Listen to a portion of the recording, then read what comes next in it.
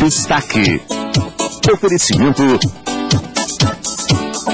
Big é menor preço. E Lojas MM, super caminhão de prêmios. Compre e concorra.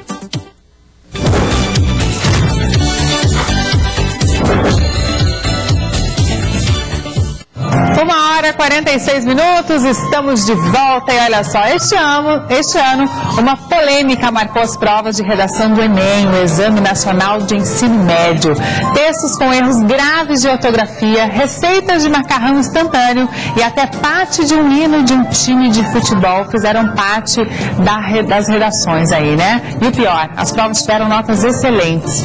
A pergunta é a seguinte, né, gente? Que critérios estão sendo usados para avaliar esses alunos? Será que os professores que estão corrigindo as provas estão fazendo isso como deveriam? A nossa equipe foi repercutir esse assunto, é isso que a gente vai ver agora. Vamos lá?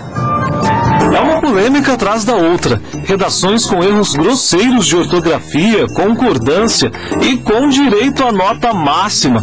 Até uma receita de miojo rendeu 560 pontos na prova do Enem.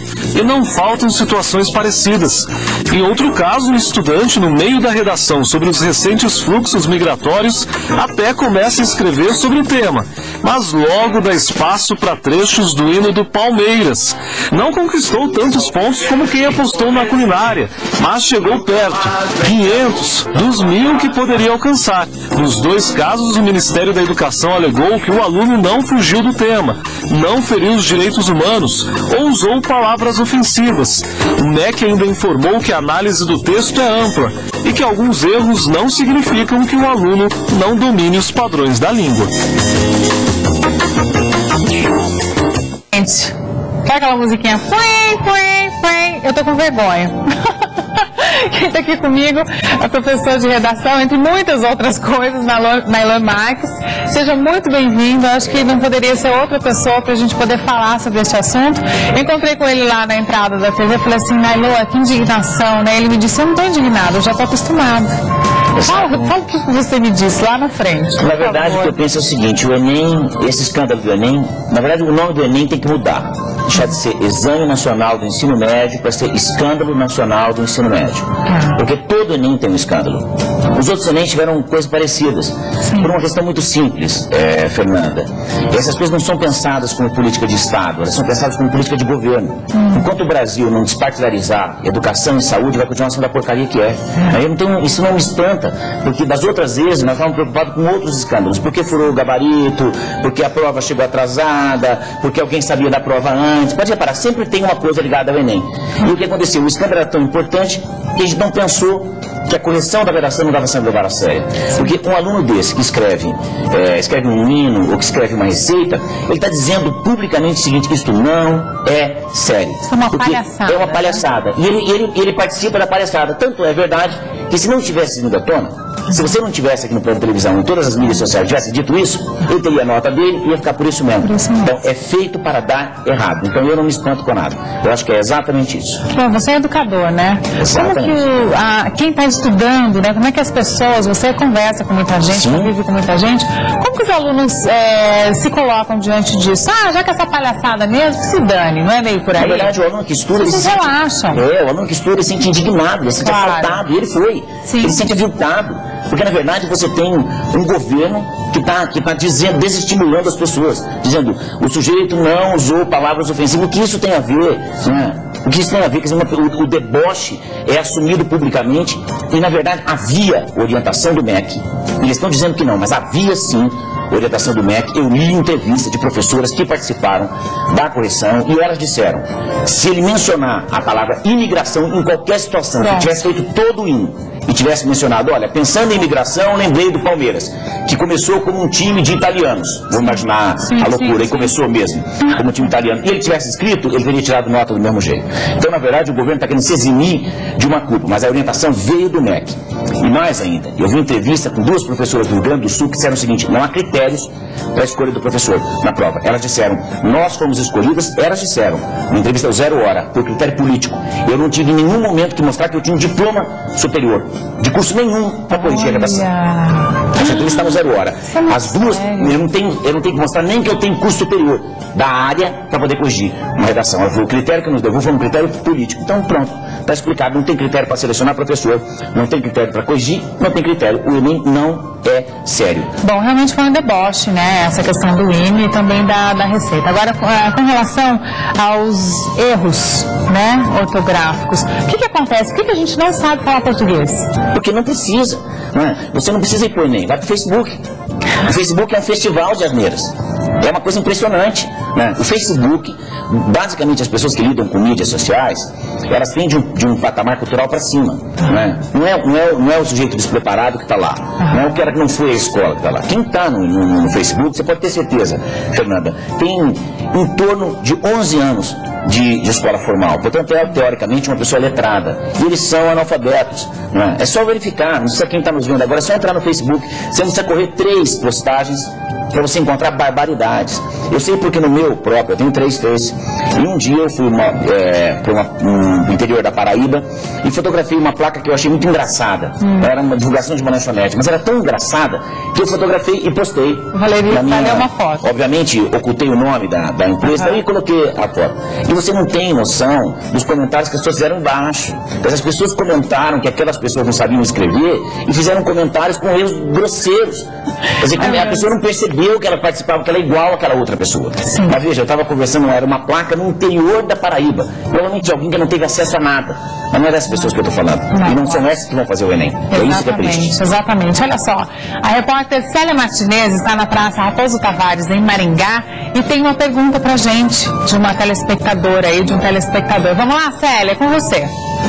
Boa tarde, Fernanda. Não é difícil andar pelas ruas e encontrar pessoas com dúvidas sobre a maneira correta de falar ou escrever corretamente a língua portuguesa. Ao meu lado aqui, a estudante de ensino médio, Ariane. Qual que é a tua dúvida para perguntar aí para o professor? Professor, por que cai tanta dissertação no vestibular?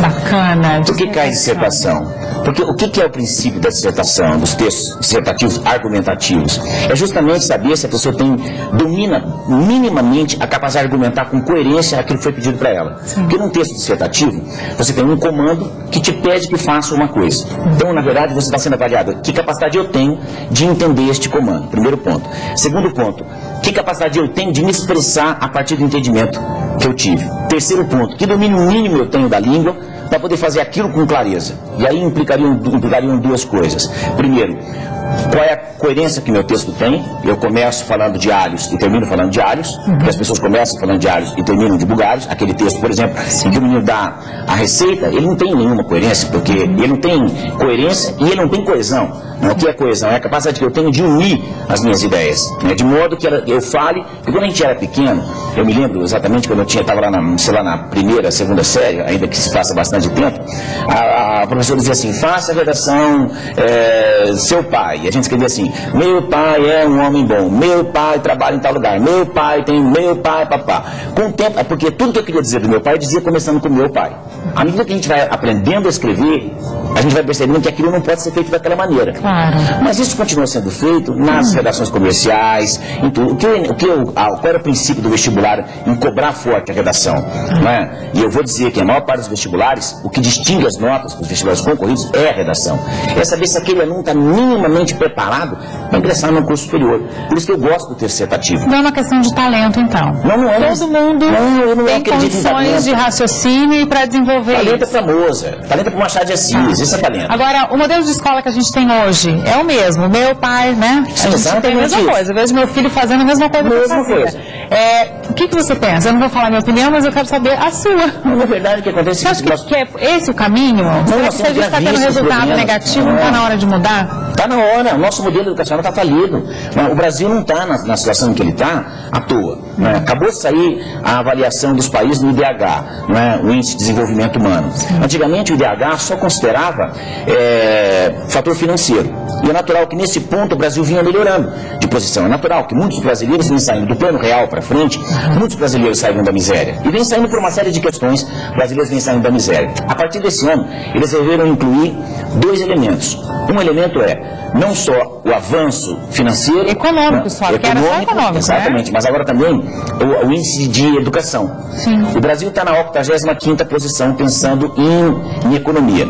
Quando ele inclui a educação, ele perde imediatamente 14 posições. Nossa. E quando inclui o item disparidade de educação, ou seja, o nível cultural das pessoas nas várias regiões do Brasil, ele cai de 85º para 100º, 47º.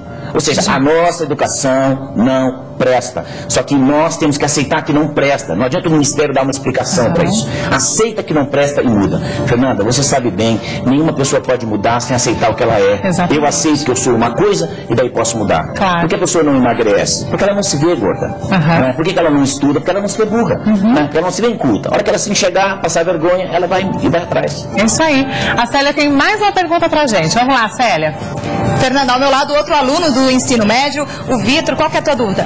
Por que os professores e professoras de português não se aprofundam mais na matéria? O que seria se aprofundar? Não se aprofundar é o seguinte... Você está na sala de aula, né? Essa pergunta, quero agradecer este menino. Porque esta pergunta diz respeito a todas as matérias. E eu vou responder uma coisa que é gravíssima. Eu fui professor 30 anos. Por que não se aprofunda? Primeiro porque boa parte dos professores no Brasil não tem nenhuma condição de se aprofundar. Primeiro este ponto. Nós temos que aceitar isso. Quais seriam as condições necessárias aí? As condições é maior preparo. Aí o professor vai dizer assim, mas eu ganho um pouco. Qual é a lógica do Brasil? O Estado finge que paga, o professor finge que ensina e o aluno finge que aprende. Essa é a lógica. Mas a lógica, a culpa é geral. Não é só do Estado que não paga, não. Não é só da escola particular que não paga, é do professor que também não se interessa. Porque alguém que dá aula, primeiro tem que ser um apaixonado por aprender. Exatamente. Eu tenho que aprender para mim primeiro. E o problema é o seguinte, o que se faz? Você dá um programa muito extenso, veja o que é o programa de um vestibular. Veja o que é o programa de ensino médio no Brasil, o que é o programa de ensino fundamental. É enorme. E por que esse programa é enorme? Para dar a falsa sensação de que os nossos meninos estão aprendendo muita coisa. Então eles aprendem em quantidade e não aprendem em qualidade. O que esse menino está fazendo é altamente filosófico. É isso que nós precisamos. Então volta e me aparece um deputado querendo, vamos incluir tal disciplina. Primeiro, o deputado tinha que ser proibido de incluir qualquer disciplina. O deputado não entende disso, não tem que incluir nada. Isso não é questão para deputado. Né? Isso é uma atitude de Estado, não é de governo. E segundo, que o que a gente precisaria é ouvir gente que vai à sala de aula e dizer o seguinte, vamos pegar todo o conteúdo programático da escola brasileira e cortar pela metade. Aí sim, com mais tempo, com o mesmo número o professor vai poder se aprofundar. Só que eu duvido que se você ouvir muitos professores, eles vão querer que isso aconteça. Porque para eu me aprofundar, tenho que saber mais. Tenho que estar mais preparado, tenho que ser mais didático. Obviamente, eu não estou falando por todos os professores, eu sei que tem muita gente torcendo o nariz. Para mim agora não é a primeira vez que um torceu o nariz para mim. Esse é o meu papel. Talvez por isso eu esteja aqui falando. Mas eu construí uma carreira de professor de 30 anos, muitíssimo bem sucedida. Eu sei exatamente o que é isso. Né? Pronto. Então tem que se aprofundar, tem que saber. E ele continua aqui com a gente, tá? No próximo bloco, daqui a pouquinho, né? A Célia vai continua lá na Praça Raposo Tavares e tem mais perguntas pra gente na Lã. Segura aí um pouquinho. Eu tenho uma dica pro pessoal de casa, pra você que é lojista ou está querendo aí aumentar a sua renda.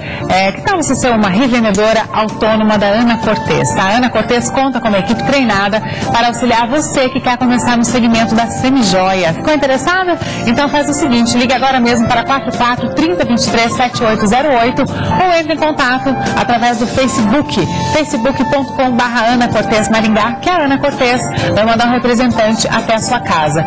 Esta é a garantia de bons negócios com baixo investimento. E olha só, esta é a última semana para você participar da promoção que a Ana Cortez fez para você, tá? Corra, faça o seu cadastro, que você pode ganhar um pacote com tratamentos estéticos, tá? Não é sorteio, todas as revendedoras efetivadas vão ganhar esse presente. Então não perca mais tempo, ligue agora mesmo, 3028-7808 ou acesse a página do Facebook, ok?